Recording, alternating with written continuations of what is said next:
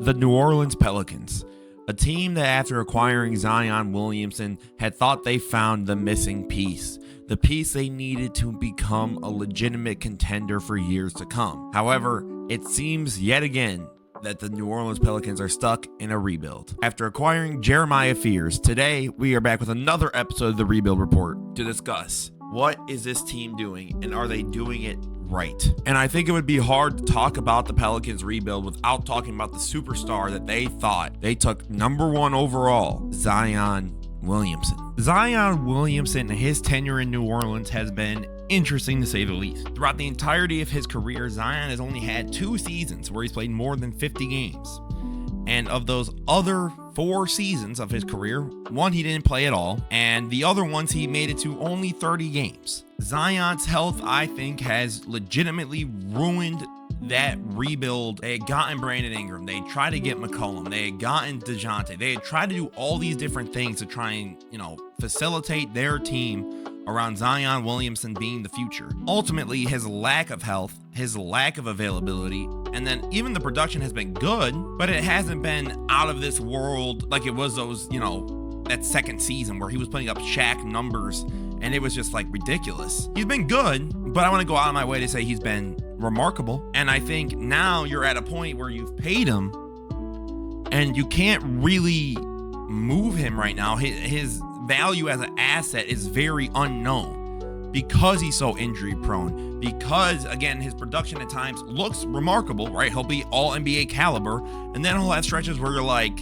oh, you're cool, I guess. And that's where I think this rebuild is already kind of getting off to a rocky start, because I think when you look into what this team tried to do with Zion, I commend them for it, but now they got stuck in purgatory where I don't think they'll ever be bad enough for a top pick overall, but they'll also never be good enough to be like, oh my gosh, the Pelicans are really in the mix this year, you guys.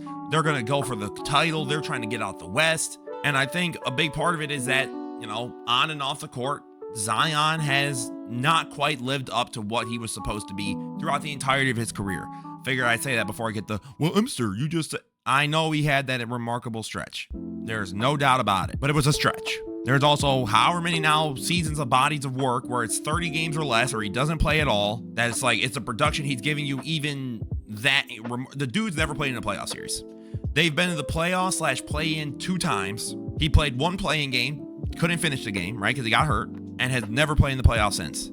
That's hard to call your building block for the future. So I think this rebuild kind of gets off to a rocky start, but I do think they have young pieces that can salvage the rebuild through different means.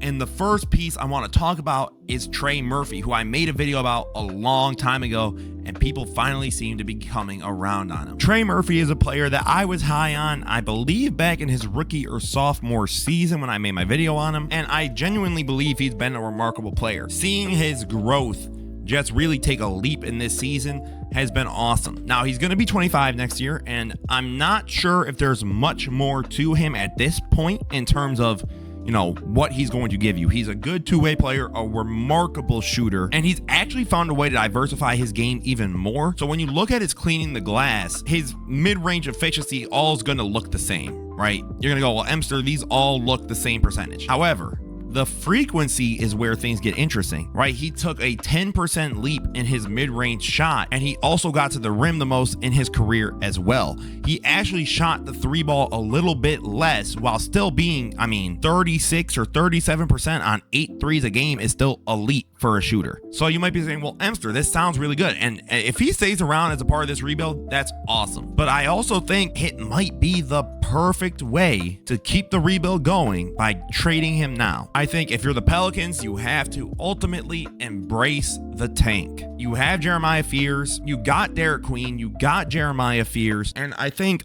ultimately, right, you're trying to go younger. That's just how it's kind of meant to go. But then they also went ahead and got guys like Jordan Poole and Kevon Looney, and this team feels like they're setting up to settle. When I think if you trade away someone like Trey Murphy and you get that value while it's at its best, you're telling me a team like Denver, the Bucks, the Thunder even, you're telling me some of these teams aren't willing to take a 2-way elite sniper and give you some draft capital? Absolutely they would. I think if you're this Pelicans team, you need to embrace the tank. And I think while Trey Murphy is a remarkable player, he is 25. When you look at what he's dealing with, I don't know if he's going to match their timeline. Now, he could be their vet. If you in the comments go, well, Emster, he should stick around and be their vet, I'm not against it. I'm not even necessarily saying they need to trade him or they're done. But I think it's becoming clear that this team needs to rebuild. And Trey Murphy either needs to be a legitimate centerpiece in terms of like, this is our vet. This is our guy that can help build this culture, build the locker room, and we can go from there, and he can provide what this league is really calling for, which is two-way, 3-point play. But I also wouldn't be surprised if they said, you know what, some team offer us 2 to 3 first rounders, 2 of them are unprotected, we gotta take that, because who knows how good this team will be. And one more guy who I think actually can be a central part of the rebuild is Yves Messi. Yves Messi is a very interesting player for this team. I mean, he really came out of relatively nowhere.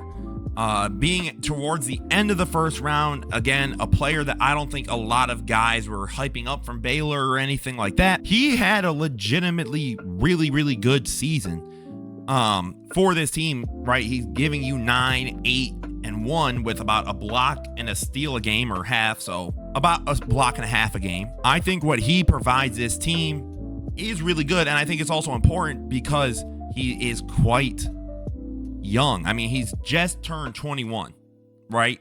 He will fit your timeline for the rebuild. He's 6'11". You can help build up his defense. I do think his defensive side of the ball will get better. I think it's hard when you lose DeJounte. Herb Jones got hurt for a big chunk of the season. So it's kind of you, Trey Murphy for a little bit, CJ McCollum, those games with Zion, and Zion's not that good of a defender. I think he kind of got stuck in a tough spot. Now, do I think if a fully healthy Pelicans were around that he's going to look like Rudy Gobert? Absolutely not. But I think his defensive stats, when you look at on-off and all those things, I think it would look significantly better if he just had a little bit of defensive help around him. Because again, like, I think some defensive skill is there. It's just got to be developed and got to be put around the right teammates so that they can actually experience the fruit of that labor. And I really think that this guy can be something really, really nice. Like, I think he can be their like cornerstone center. Like how I thought Mark Williams was going to be for the Hornets. Now, obviously that's different. The trade happened and everything, but that's what I sort of thought it was going to be.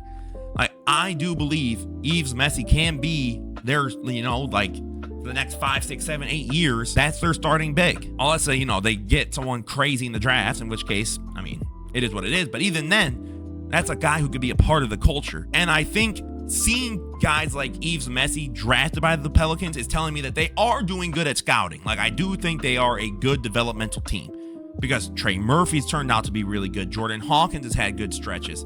Yves Messi is really, again, I get it, he's a first-round pick, but still, not all first-round picks are the same. Seeing what they have been able to do from the draft, I think has actually been really good. So again, that's why I'm calling for them to embrace the tank, because the rebuild as of right now is struggling, because they're in the middle, and they're in my Chicago Bulls situation, and we're going to make a video on that, don't you worry. But finally, we need to get to the best part. What is the Pelicans' grade for this rebuild? I'm going to give this grade for the rebuild F, because here's the thing.